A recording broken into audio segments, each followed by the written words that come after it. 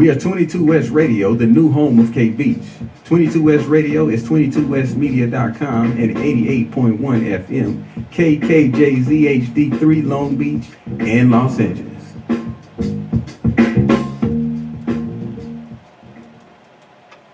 We are 22 West Radio, the next wave of K Beach. 22 West Radio is 22westmedia.com and 88.1 FM, KKJZ HD3 Long Beach, Los Angeles. Ladies and gentlemen, boys and girls, children of all ages, and now, our World Broadcasting Tag Team Champions of the World. I'm Ethan. Rob. Interesting you say that. We're not carrying our titles today. I left mine at home. Oh. So, yeah. I'm just barely setting up still. Yeah, I know. But it's episode 71 today. Big episode for us. We have to go through a lot of aftermath over what happened this past weekend. But before we do that, you can give us a like on Facebook, facebook.com/BeyondTheRopes. And we will be on you now in hopefully a little bit. And then on Live Me as well, hopefully very soon. But you can catch all our videos, because we record every episode, on YouTube. Just search up youtube.com/Rob Flores Media, correct? Yeah. And then, or search up Beyond the Ropes. Alright. Let's get some results in. This past weekend was Super Showdown, the biggest event in Melbourne, Australia for the WWE and Pro Wrestling. So it started off with the New Day defending the SmackDown Tag Team Championships against Cesaro and Sheamus. And this was a fun opening contest. Fast-paced. Kofi and Xavier ended up winning with a nice combination backstabber double stomp maneuver, and they retained the tag team titles. I don't know. We both predicted New Day would win, right? I believe. Yeah, New Day. Yeah, so we both got that prediction correct. Next up, we had a great match for the SmackDown Women's Championship. Charlotte took on the champion, Becky Lynch. Great match. These two have so much great chemistry. And Charlotte won by disqualification. Becky Lynch got herself disqualified using the championship belt to escape. And good match. We got to see a little bit more of the aftermath on SmackDown, which we'll get to in a little bit. Next up, Bobby Lashley teamed with the returning John Cena to take on Elias and Kevin Owens. This match was pretty much dominated by Elias and Owens, pretty much beating up Bobby Lashley. Cena came in at the very end to do his 6 moves of doom. Did you hear about this? Essentially, John Cena premiered a new move. That's right, a new finisher, which is kind of like a back fist. It was pretty ridiculous, but he beat Elias with it. And then he cut a promo right after saying he doesn't know what the future holds, but he knows that he's very happy to be there right here, right now. And, that was pretty much it. He got a nice send-off, I guess, in Australia. The hometown team of the Iconics, Billie Kay and Peyton Royce, took on Asuka and Naomi. And the Iconics got the victory here. I mean, not surprising to me. Did you predict the Iconics? I know I did. I predicted the Iconics get that hometown victory, home country victory. And it was a solid match. Nothing over the top here. It was actually the shortest match on the card, I believe. So none of these matches were really that long, except maybe the main event. Next up, for the WWE Championship, AJ Styles took on Samoa Joe in a no count out, no disqualification match for the WWE title. You've been wanting Joe to win, and unfortunately, Joe did not win. It looks like Joe is going to be out of the title picture for the foreseeable future. So, I don't know what his future holds, but during this match, he kind of got a knee injury. I think it's pretty much storyline, but nonetheless, AJ was able to make him submit with the calf crusher in a really good match. 23 minutes long, so that they gave that match plenty of time. It was a really good match between those two, and ultimately ended the rivalry between Styles and Joe. In a 6-woman tag team match, the Raw Women's Champion Ronda Rousey teamed with the Bellatons, Brie and Nikki Bella, to take on the Riot Squad. A match you would expect. I was rooting for the Riot Squad here. I think you predicted Rousey and Bellas would have won, right? Did you? I don't know. I don't remember. We really need to keep track of our predictions. But yeah, Rousey ended up hitting or using a double armbar submission on Sarah Logan and Liv Morgan. So that was really cool to see. A different kind of finisher for her to use there. But really cool. We're currently on You Now, correct? On You Now? Yeah. With the hashtag? Ask questions. Awesome. And next up, we had The Shield take on Braun Strowman, Dolph Ziggler, and Drew McIntyre in a 6-man tag team match.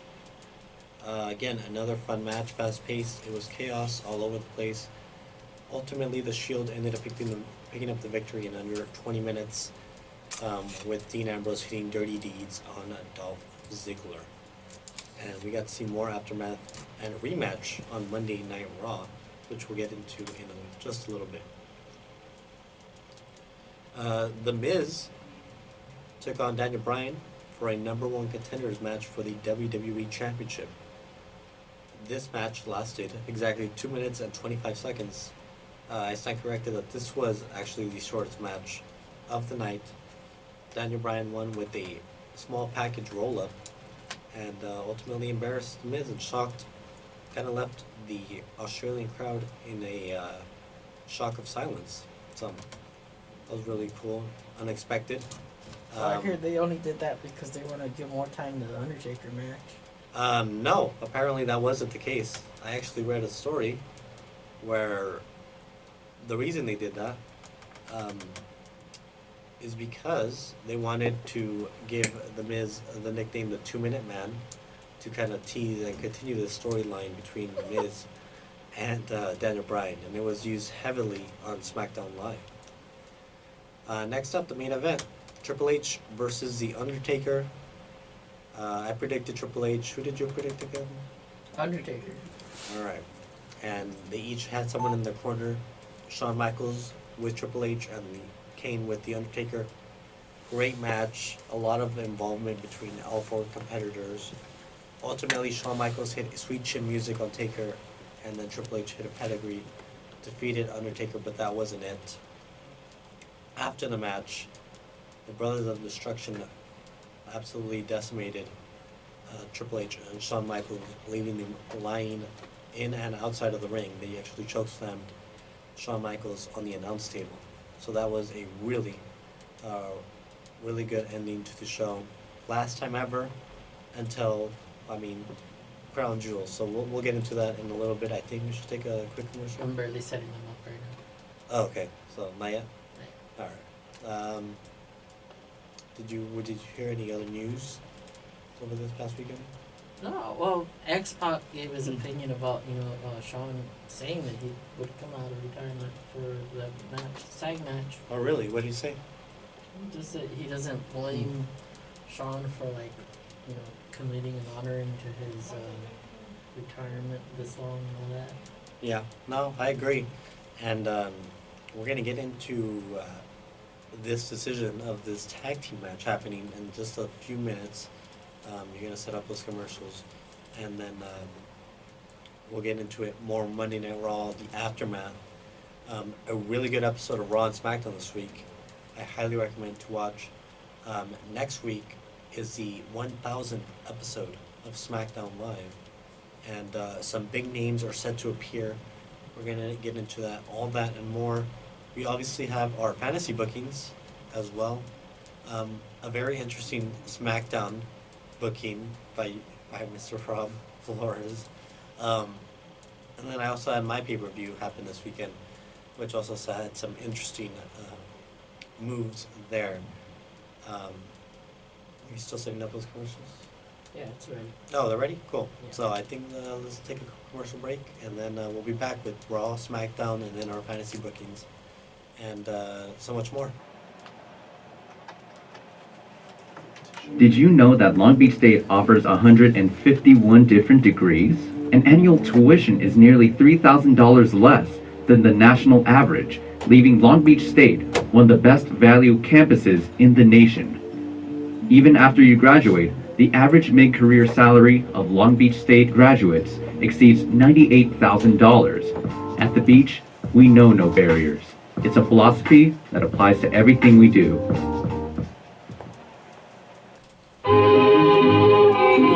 Bonjour tout le monde. Is this what you think French music is? Just accordions and waltz? Well, you're wrong! My name is Ricardo Alejandro Polito, aka Francois, and I'm your host along with my lovely co-host Selene Castañeda, aka Kaz, and we are Francois sur la radio, bringing you SoCal, CSULB, and 22S Radio, all French or French-themed music, the good, the bad, the old, and the new, as well as info on CSULB's French Club and anything related to the French culture.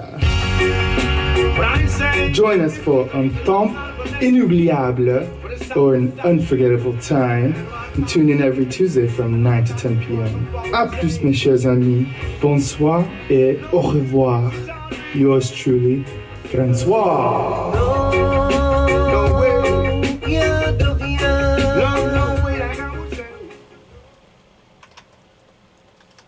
And we are back with episode 71 of Beyond the Ropes. I'm Ethan.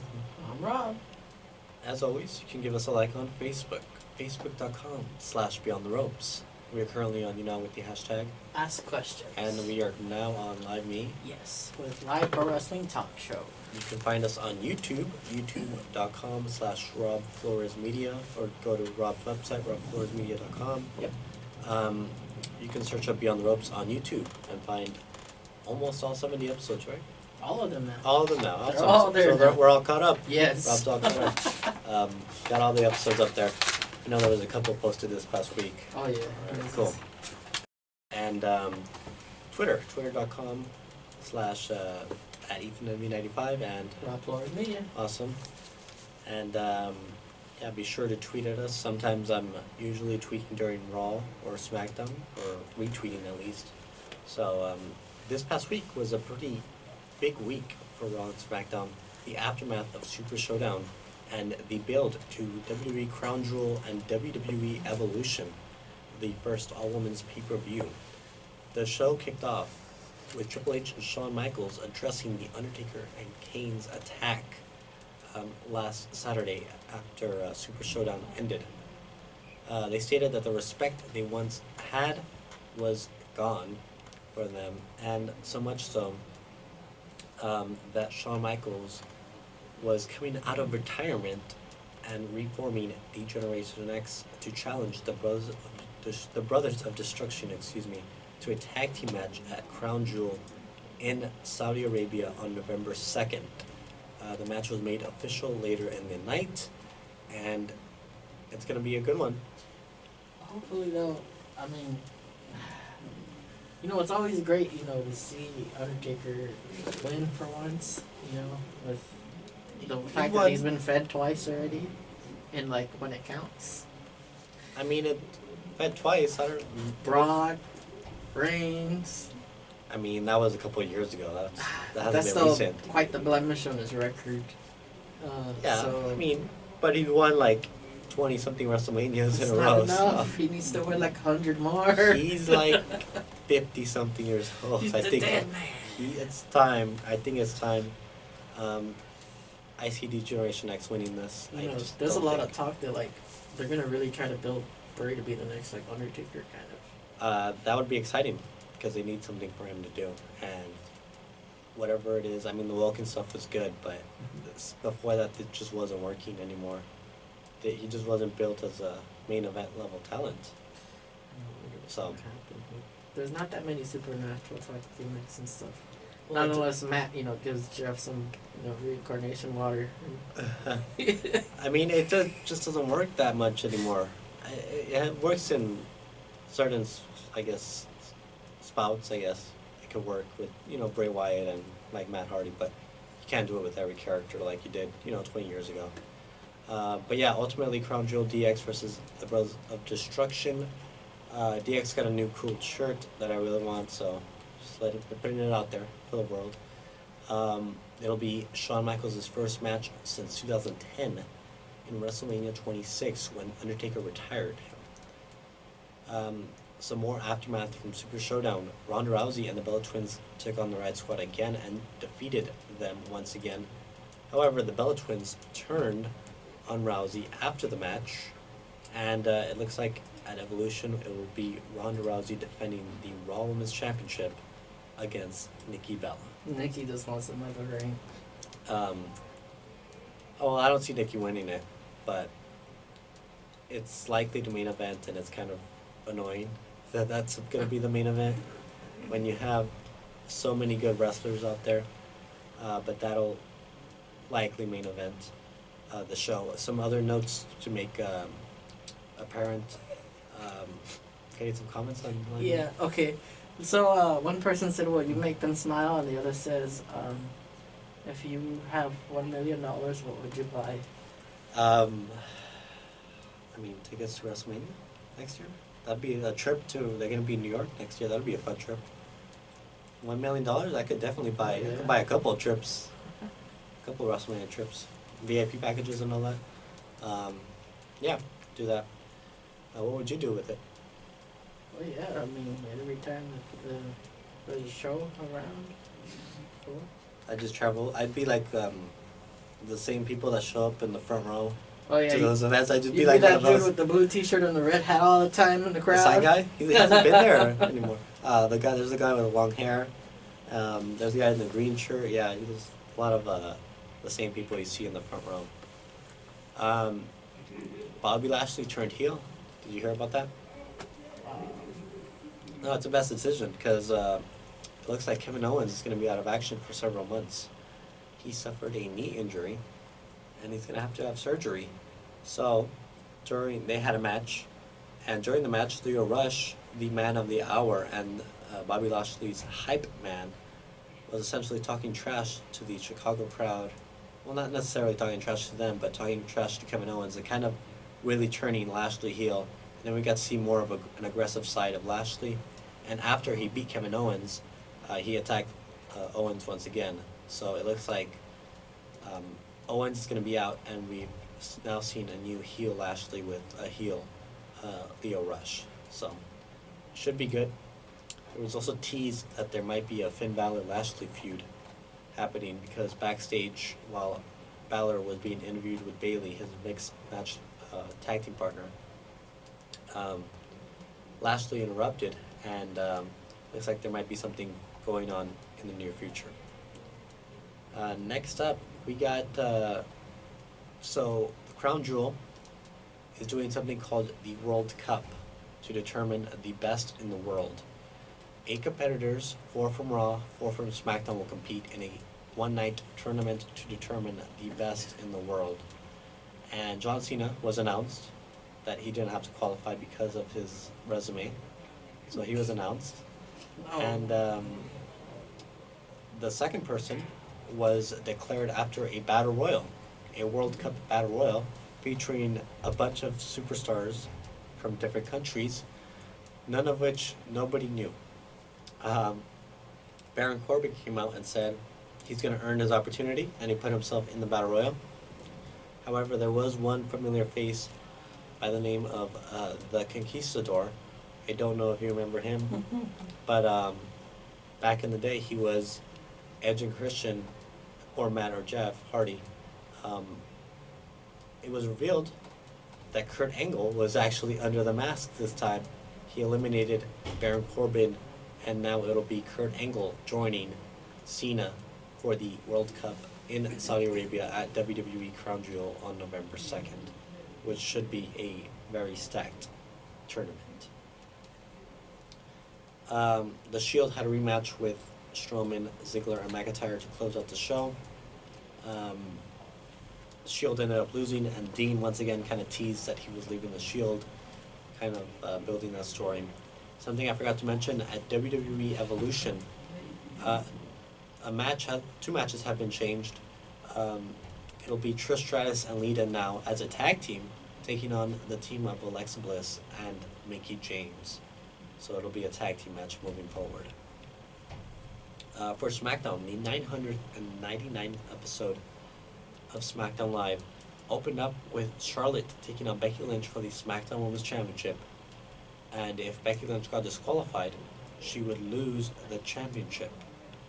They gave this match 28 minutes, which was absolutely incredible. It was great back and forth, a lot better than their match at Super Showdown.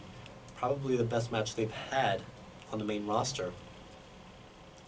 Ultimately, it ended in a double countout and ended with Charlotte Flair spearing Becky Lynch through the LED board on the stage, which looked very brutal. Charlotte got some really bad cuts on her arm. She's going to be fine, but it looked pretty awesome and brutal at the same time. It was announced by General Manager Paige that at WWE Evolution, a first ever match was announced. Becky Lynch will be defending the SmackDown Women's Championship against Charlotte in a last woman standing match. That should be the main event, but it probably won't be. Wow. But really good match they had on SmackDown, and really excited to see what they do at Evolution on October the 28th or 27th. October the 28th. So that's gonna happen. We had a great episode of Miz TV with special guest AJ Styles and Daniel Bryan. AJ and Daniel were kind of making fun of the Miz. Is And- the truth rivalry over? Oh yeah, that was done. Yeah, that didn't last. I think they actually had a mixed tag team challenge match after SmackDown, but yeah, that storyline's done with. So it'll be Miz announced that he's gonna face the winner of whoever wins that crown jewel. So he said he's got next, and yeah, it should be good.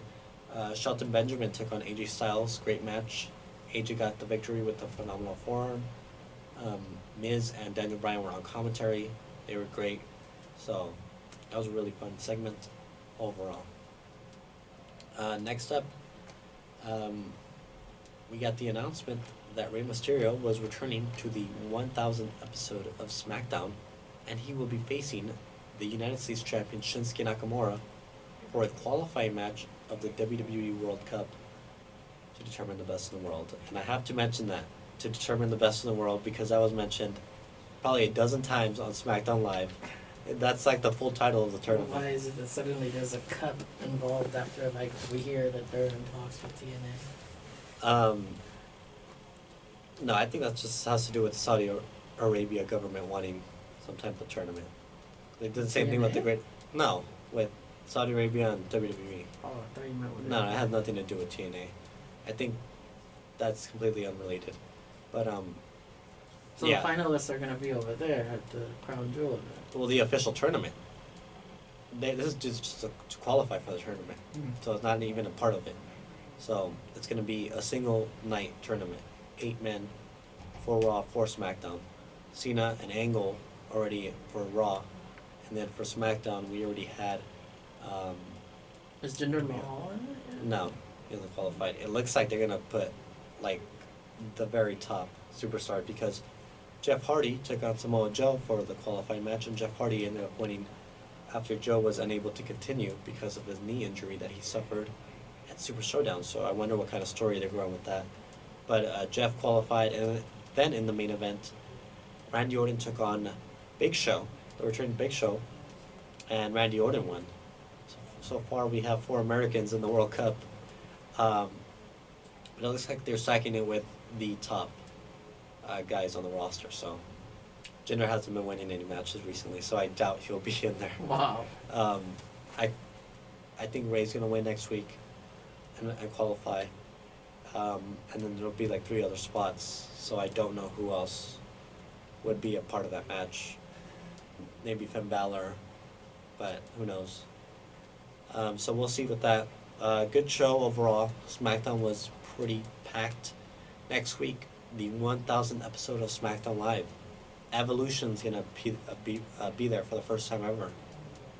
We're gonna have Rey Mysterio versus Shinsuke Nakamura. Rey Mysterio's return. Edge is supposed to be there. Undertaker has been announced to be there. And so many different names have been rumored. So I feel like should be good. Scotty and Rikishi should like do some kind of like pay honor to, you know, King's son and do that dance thing. Yeah, that'd be good. Especially with the Usos being on SmackDown too. That'd be a nice tribute. Because Too Cool was a big part of SmackDown in the early days. So, speaking of a big part of wrestling, today would have been the birthday of the American Dream, Dusty Rhodes. A lot of already tweets and social media posts by various WWE superstars, kind of honoring the American Dream, Dusty Rhodes, who passed away 2 years ago, I believe, 3 years ago maybe. But yeah, time flies. And speaking of another birthday, earlier this week, it was a huge SmackDown superstar's birthday. Again, another person who would have been, I believe, 51 years old today, the late Eddie Guerrero, who they paid tribute to, a lot of superstars paid tribute to, and how they how they were influenced by the great Eddie Guerrero. So, who knows, maybe we'll see Vicky Guerrero next week on SmackDown Live for the 1000th episode. But yeah, Eddie played a very big part in the success of SmackDown. So. It's a shame that Chavo most likely won't be able to like appear. Yeah, I mean, he's kind of doing his own thing, keeping the Guerrero name, but he left years ago, so I don't know how good of terms he is with the company, but Didn't he have like the shortest now Royal Rumble or something like that? no, that was It was like 1 second, no? Santino. Oh. Yeah. But yeah, great episode of television this week. NXT, you didn't catch NXT this week? Pretty much to note, Nikki Cross apparently knows who attacked Aleister Black, and she approached Velveteen Dream, the NXT champion Tommaso Ciampa, and Cassius Ohno, saying she knows what each of them did. So I don't know what she's talking about. Is she accusing all of them of attacking Aleister Black, or does she know something else about them? But that's interesting. Keeps everyone invested in that storyline. In the main event, triple threat match for the North American Championship, Ricochet defended against Pete Dunne and Adam Cole in a phenomenal match. This is without a doubt match of the week, and I recommend you go back and watch it. But ultimately, Ricochet retained the title, and we'll see where that goes from there. But it was a great episode of NXT. It was dominated by that main event, so they gave that match a lot of time, which is really cool to see. The Mae Young Classic continued this week, and we got closer to the semifinals. Next week, they're going to have the semifinals with the 8 competitors remaining, I believe. Caitlyn, former WWE superstar, did not advance. She ended up losing to Mia Yim, who put on a great match with her. And yeah, we have some pretty big names moving forward to the semifinals. And we'll see the finals of that tournament at WWE Evolution. I saw that selfie, that picture of AJ Lee and Caitlyn together. Oh, yeah. But yeah, it's a fun show. Fun week of wrestling, stacked. We did get some breaking news just a couple of hours ago. NXT UK is officially premiering on the WWE Network next Wednesday. For us, it's going to be 12 p.m. Pacific time. It's going to be 12 p.m. for us, early afternoon. It'll be 8 p.m. over in the United Kingdom and 3 p.m. on the eastern side. So they got their own manager, right? Like, yes, they got Johnny Saint, legendary United Kingdom wrestler, I guess. But yeah, I've heard good things about it. Looking forward to finally seeing the UK division being spotlighted. And it's going to be a big day for wrestling. I mean, you have 205 Live which by the way has a new superstar. Did you hear? Mike and Ellis and Maria are on 205 Live now. Which is good for them because they were not being used on Raw at all. And it looks like they're going to be used on 205 Live. Oh, wow. I mean, so much for Buddy being like the biggest one. He doesn't look that much bigger. It looks like maybe the same size as Buddy. But good for them. New storylines. And they're being used. I've got to catch up. I'm like 2 months behind him, 205 Live. So I've got to catch up on that. But we did get a new Cruiserweight champion. I did not even mention. It wasn't even in the Super Showdown card. I totally forgot about that. But Buddy Murphy ended up defeating Cedric Alexander and won the Cruiserweight Championship in Melbourne, Australia. So congratulations to Buddy. And that was a great match. So congratulations to him. We got Mike Kanellis. Big week for wrestling. Next week's going to be even bigger. We have SmackDown 1000. We have the continuation of Raw. We're leading up to WWE Evolution, so maybe more matches will be announced. We have NXT 205 Live, NXT UK coming, Crown Jewels coming in the next few weeks. So big week coming up. Let's take to another commercial break, and then we'll be back with more Beyond the Ropes. Affordable, professional, and located on the second floor of the USU. Electric Hair has all of your nail and hair needs covered. For an appointment, call 562-958-4522. That's 562-958-4522. According to the Pacific Institute, in 2015, half of the water used by the typical California home went toward landscaping. Water-hungry gardens can contribute to drought and the depletion of one of our most essential resources. Choosing locally native, drought-resistant plants can help conserve water and lower water bills. These plants are able to flourish with little water and despite high temperatures, requiring low maintenance. To find a list of drought-resistant plants native to your region, visit cnps.org.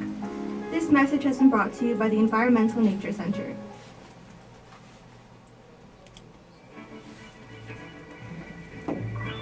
Hi, I'm Natalie Balderas, and if you're interested in stories and media messages, tune into my show Behind the Narrative, Tuesdays at 5 p.m. We will break apart media objects from music videos to advertising campaigns in an attempt to understand the messages behind the content we consume. What elements best tell the story? Why do audiences react the way they do? We'll be asking these questions and more to get behind the narrative.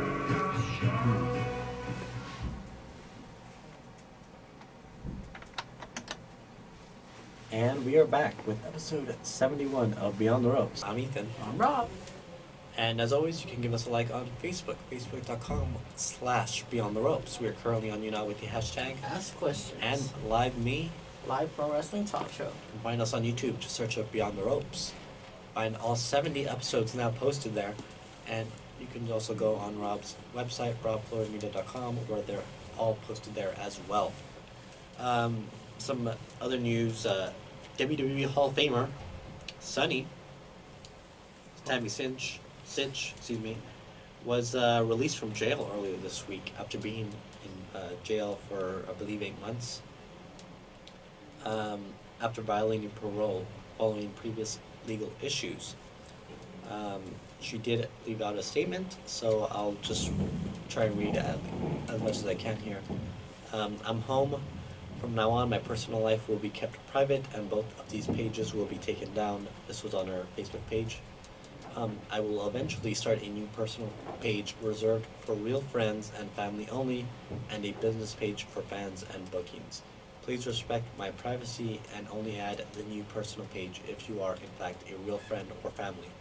Fans are welcome and encouraged to follow the fan/business page. Thank you for all your continued support in the recent months and in those to come. So, she's had a long history with the legal system due to substance abuse issues, and she had a DOI in 2015, and so hopefully things are going to get better for her, and she, continues to do well. Thank you. Somebody just shared the broadcast right now also. Thank you very much. That was on Live Me, correct? So, Yeah. a former Impact Knockouts champion apparently signed to WWE this week.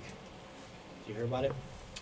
Chelsea Green, girlfriend of the Zack Ryder, and former Impact Wrestling superstar wrestler. So she was seen at the Performance Center this week. So good for her.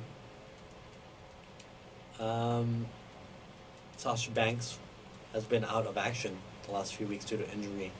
It's unknown what the extent of her injury is, but she is expected to return by Evolution, hopefully. So I heard that I think Becky replaced her on the TV show. that's right, Becky on an MTV appearance. So Becky Lynch, SmackDown Women's Champion, had to replace her for the week. I didn't see this show. It was ridiculousness. So yeah, so I think that does it for the news this week. But we do have our fantasy bookings. So every Monday, Tuesday, and occasionally Sunday, Rob and I will give our fantasy bookings on our respective brands. I control the Monday Night Raw fantasy brand, and Rob controls the SmackDown Live fantasy brand on Tuesdays. So we each have our own set roster, and yeah. So this week, busy week for me at least. Had two fantasy bookings I had to give. Were you able to get to go through them? Yeah, what an ending, man.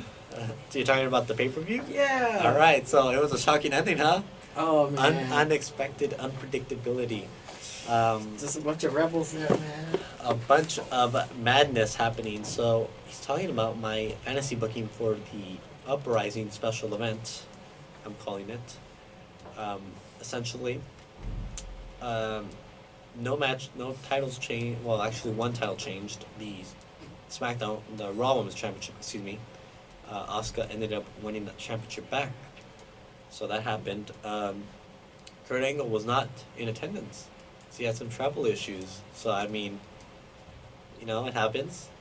So Mike Kanellis, general manager, who's not on 205 Live in my booking, but he's the general manager of the show, took over and had to make some big decisions when it came to the end of the show. I'm not going to go into details of overall. You can, again, go on Beyond the Ropes, the Facebook page. I will say there was a Miz TV segment of a new possible group that was announced on Monday, featuring Miz and a few other competitors there. And as you mentioned, the ending left a little bit of unpredictability. Jeff Hardy was attacked backstage by an unknown individual. Mule. Yeah, he's becoming obsolete mule apparently because he was attacked, and he needed to be replaced because it was announced as a fatal four-way match, so you needed an extra competitor. So Mike Kanellis told the official that he would find a fourth competitor, and that's exactly what he did. And he found one in Adam Cole, Undisputed Era member. And he ended up winning. I'll spoil it here. He ended up winning the Universal Championship in an unexpected outcome, and it ended up with the Undisputed Era celebrating at the end of this show. So I know you're a huge fan of the Undisputed Era. It had to be Jeff. And I don't know who attacked him. That's the question. Kurt Angle the next night returned and said he was going to investigate the situation. Kind of like the Aleister Black situation going on in real life, huh? With William Regal trying to find out who did it. Hopefully it doesn't take that as long to find out who attacked Hardy. But he's accusing the Undisputed Era of doing something, but we have no proof as of yet. So we'll find out something there. We also got a debut of Ricochet, who helped Roman Reigns on Sunday, and they had a rematch against Owens and Zayn on Monday Night Raw. So that happened. New Day seemed to be in a new rivalry with that new stable I mentioned. So looking forward to continuing that story. But at the end of the night, Adam Cole said celebrated with his buddies, and Kurt Angle said if the Undisputed Era had something to do with Jeff Hardy's attack, Adam Cole would be stripped of the title. So we'll find out who attacked Hardy hopefully very soon. Let's get into your show. It was a Drew Carey show, pretty much. I don't know. You wanna talk about some of the things I here? don't have it with me. You don't remember what happened? you booked the show. Come on. I know GGP appeared. He's still a tag team champion for this week, at least, and we'll find out, I guess, whether or not he's gonna be relinquishing the title or continuing finding a new partner for the tag team titles. There's always Dean openings. Apparently, apparently there was a Whose Line Is It Anyways game show segment. I don't know how Drew Carey has his own segment on there, but all right. I like how Dean was watching the Drew Carey show. Good show. Let's see. Matt and Ray, were involved in a match, and Booker T still trying to figure out what happened in Gold Dust. Mm-hmm. The Ascension got involved, so that happened there. And then in the main event, Brock Lesnar teamed with Fandango, who was dressed as Drew Carey, of course. Again, this was the Drew Carey show episode of SmackDown, apparently. And he ended up pinning Cena for a 3 count. Yeah. So, you know. It's Cena's fault that his team lost. Of course it is. Yep. Of course. But you're building for your pay-per-view, right? Halloween Havoc? Mm-hmm. Which is having the Elimination Chamber of Horrors match. Most of the competitors have already been named. Have they? Yeah. Who are some of the names? Well, the heavyweights that would be in the way of Mark Henry, pretty much.